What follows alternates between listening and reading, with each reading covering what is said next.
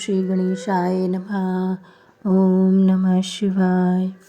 मेना का विलाप, शिव के साथ कन्या का विवाह न करने का हठ, देवताओं तथा श्री विष्णु का उन्हें समझाना तथा उनका सुंदर रूप धारण करने पर ही शिव को कन्या देने का विचार प्रकट करना।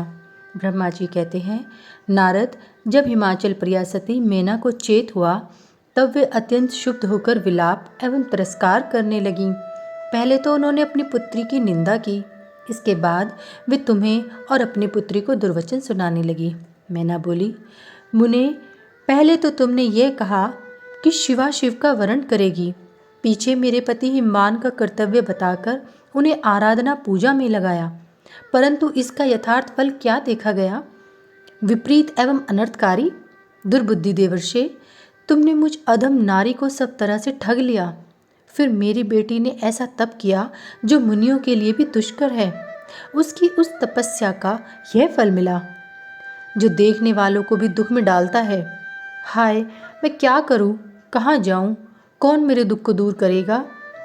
मेरा कुल आदि सब नष्ट हो गया, मेरे जीवन का भी नाश हो गया। कहाँ गए वे दिव्य ऋषि? पाऊं तो मैं उनकी दाढ़ी मूंछ नोच लूं। वशिष्ठ की वह तपस्विनी पत्नी भी बड़ी धूर्ता है। वह स्वयं इस विवाह के लिए अगुआ बनकर आई थी। न जाने किन किन के अपराध से इस समय मेरा सब कुछ लुट गया।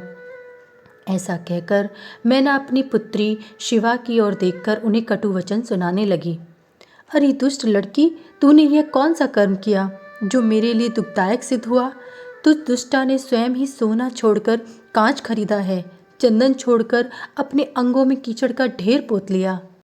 हाय हाय, हंस को उड़ाकर तूने पिंजड़े में कौवा पाल लिया, गंगा जल को दूर फेंककर कुएं का जल पिया, प्रकाश पाने की इच्छा से सूर्य को छोड़कर यत्नपूर्वक जुगनू को पकड़ा, चावल छोड़कर भूसी घास खा ली, घी फेंककर मोम के तिल का आदरपूर्वक भोग लगाया, सिंह का आश्रय छोड़कर सियार का सेवन किया, ब्रह्म विद्या छोड़कर कुत्सित गाथा का श्रवण किया। बेटी, तूने घर में रखी हुई यश की मंगलमयी विभूति को दूर हटाकर चिता की अमंगलमयी राख अपने पल्ले बांध ली, क्योंकि समस्त श्रेष्ठ देवताओं और विष्णु आदि परमेश्वरों को छोड़कर अपनी कुबुद्धि के कारण शिव को पाने के लिए ऐसा तप किया। तुझको, तेरी बुद्धि को, तेरे रूप को और तेरे चरित्र को भी बारंबार धिक्कार है। तुझे तपस्या को उपदेश देने वाले नारद को तथा तेरी सहायता करने वाले दोनों सखियों को भी धिक्कार है। बेटी, हम दोनों माता पिता को भी धिक्कार है जिन्होंने तुझे जन्म दिया। नारद, तुम्हारी बुद्धि को भी धिक्कार है। सुबुद्धि देने वाले उन सब ऋषियों को धिक्कार है। तुम्हारे कुल को धिक्कार है। तुम्हारी क्रिया दक्षता को भी धिक्कार है तथा तुमने जो कुछ किया उस सबको धिक्कार है। तुमने तो मेरा घर ही जला दिया, यह तो मेरा मरण ही है। ये पर्वतों के राजा आज मेरे निकट न आए, सप्तऋषि लोग स्वयं मुझे अपना मुख न दिखाएं। इन सब ने मिलकर क्या साधा? मेरे कुल का नाश कर दिया। हाय, मैं बांझ क्यों नहीं हो गई? मेरा गर्भ क्यों नहीं गल गया? मैं अथवा मेरी पुत्री ही क्यों नहीं मर गई? अथवा राक्षस आदि ने भी आकाश में ले जाकर इसे क्यों नहीं खा डाला? पार्वती, आज मैं तेरा सिर काट डालूंगी, परंतु ये शरीर के टुकड़े लेकर क्या करूंगी? हाय हाय, तुझे छोड़कर कहाँ चली जाऊं? मेरा तो जीवन ही नष्ट हो गया। ब्रह्मा जी कहते हैं, नारद, यह कहकर मैना मूर्छित हो पृथ्वी पर गिर पड़ी। शोक, रोष आदि से व्याकुल होने के कारण वे पति के समीप नहीं गईं। देवर्षे, उस समय सब देवता क्रमश उनके निकट गए। सबसे पहले मैं पहुंचा। मुनिश्रेष्ठ, मुझे देखकर तुम स्वयं मैना से बोले। नारद ने कहा, पतिव्रते, तुम्हें पता नहीं है, वास्तव में भगवान शिव का रूप बड़ा सुंदर है। उन्होंने लीला से ऐसा रूप धारण कर लिया है, यह उनका यथार्थ रूप नहीं है। इसलिए तुम क्रोध छोड़कर स्वस्थ हो जाओ, हठ छोड़कर विवाह का कार्य करो और अपनी शिवा का हाथ शिव के हाथों में दे दो। तुम्हारी यह बात सुनकर मैना तुमसे बोली, उठो, यहाँ से दूर चले जाओ, तुम दुष्टों और अधमों के शिरोमणि हो। मैना के ऐसा कहने पर मेरे साथ इंद्र आदि सब देवता एवं दिक्पाल क्रमश आकर यों बोले, पितरों की कन्या मैंने, तुम हमारे वचनों को प्रसन्नता पूर्वक सुनो। ये शिव निश्चय ही सबसे उत्कृष्ट देवता हैं और सबको उत्तम सुख देने वाले हैं। आपकी पुत्री के अत्यंत दुस्सह तप को देखकर इन भक्त वत्सल प्रभु ने कृपापूर्वक उन्हें दर्शन और श्रेष्ठ वर दिया था। यह सुनकर मैना ने देवताओं से बारंबार अत्यंत विलाप करके कहा, शिव का रूप बड़ा भयंकर है, मैं उन्हें अपनी पुत्री नहीं दूंगी। आप सब देवता प्रपंच करके क्यों मेरी इस कन्या के उत्कृष्ट रूप को व्यर्थ करने के लिए उद्यत हैं?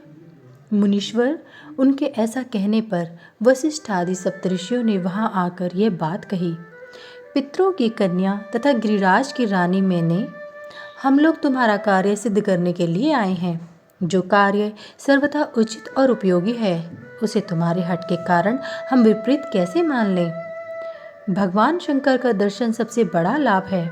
वे दान पात्र होकर स्वयं तुम्हारे घर पधारे हैं।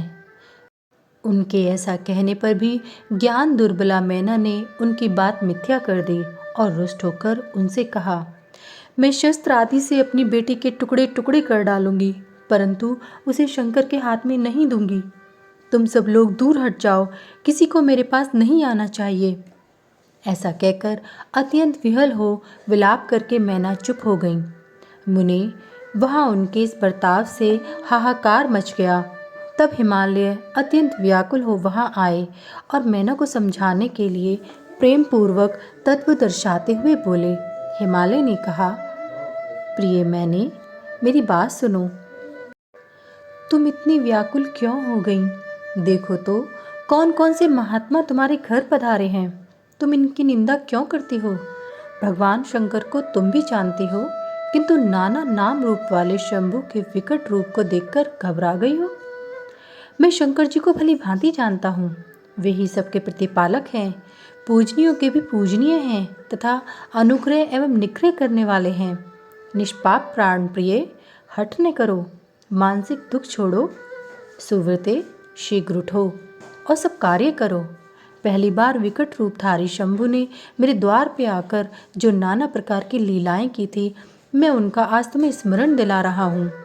उनके उस परम महात्म्य को देखकर और समझकर उस समय मैंने और तुमने उन्हें कन्या देना स्वीकार किया था।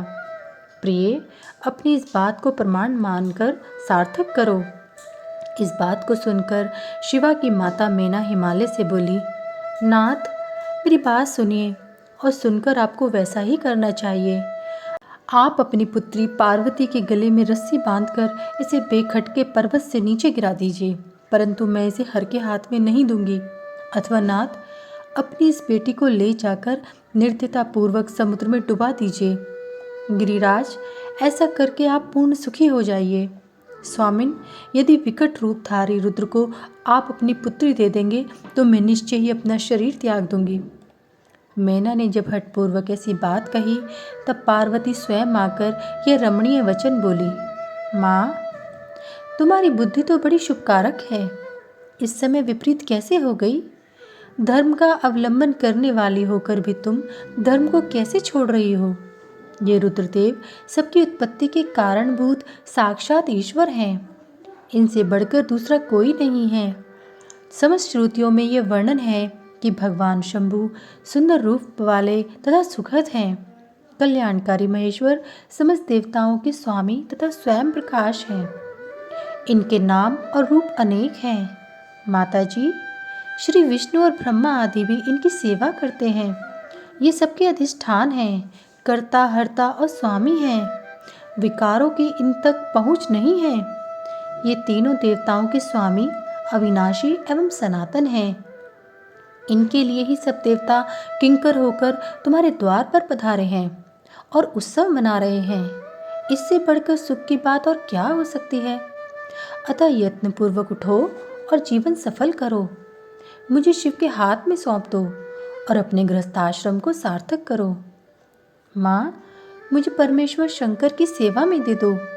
मैं स्वयं तुमसे यह बात कहती हूँ। तुम मेरी इतनी सी ही विनती मान लो।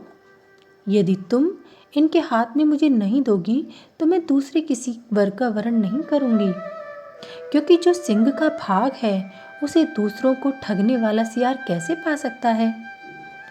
माँ, मैंने मन, वाणी और क्रिया द्वारा स्वयं हर का वरण किया है, हर का ही वरण किया है। अब तुम्हारी जैसी इच्छा हो वह करो। ब्रह्मा जी कहते हैं, नारद, पार्वती की यह बात सुनकर शैलेश्वर प्रिया मैना बहुत ही उत्तेजित हो गई और पार्वती को डांटते हुई दुर्वचन कहकर रोने तथा विलाप करने लगी। तदंतर स्वयं मैंने तथा सनकादि सिद्धों ने भी मैना को बहुत समझाया, परंतु वे किसी की बात न मानकर सबको डांटती रहीं। इसी बीच में उनके सुदृढ़ एवं महान हठ की बात सुनकर शिव प्रिय भगवान विष्णु भी तुरंत वहां आ पहुँचे और इस प्रकार बोले। श्री विष्णु ने कहा, देवी, तुम पितरों की मानसी पुत्री एवं उन्हें बहुत ही प्यारी हो, साथ ही गिरिराज हिमालय की गुणवती पत्नी हो। इस प्रकार तुम्हारा संबंध साक्षात ब्रह्मा जी के उत्तम कुल से है। संसार में तुम्हारे सहायक भी ऐसे ही हैं। तुम धन्य हो। मैं तुमसे क्या कहूँ, तुम तो धर्म की आधारभूता हो, फिर धर्म का त्याग कैसे करती हो? तुम ही अच्छी तरह सोचो तो सही। संपूर्ण देवता, ऋषि, ब्रह्मा जी और मैं सभी लोग विपरीत बात ही क्यों कहेंगे? तुम शिव को नहीं जानती।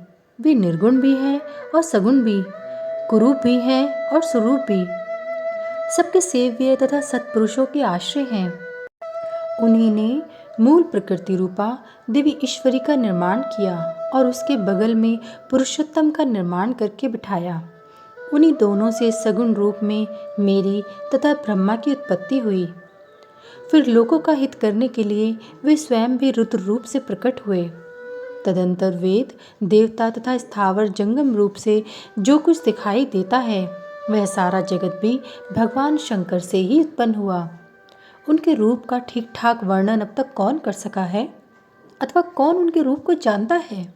मैंने और ब्रह्मा जी ने भी जिनका अंत नहीं पाया, उनका पार दूसरा कौन पा सकता है? ब्रह्मा से लेकर कीट पर्यंत जो कुछ जगत दिखाई देता है, वह सब शिव का ही रूप है, ऐसा जानो। इस विषय में कोई अन्यथा विचार नहीं करना चाहिए। वे ही अपनी लीला से ऐसे रूप में अवतीर्ण हुए हैं और शिवा के तप के प्रभाव से तुम्हारे द्वार पर आए हैं। अतः हिमाचल की पत्नी, तुम दुख छोड़ो और शिव का भजन करो। इससे तुम्हें महान आनंद प्राप्त होगा और तुम्हारा सारा क्लेश मिट जाएगा।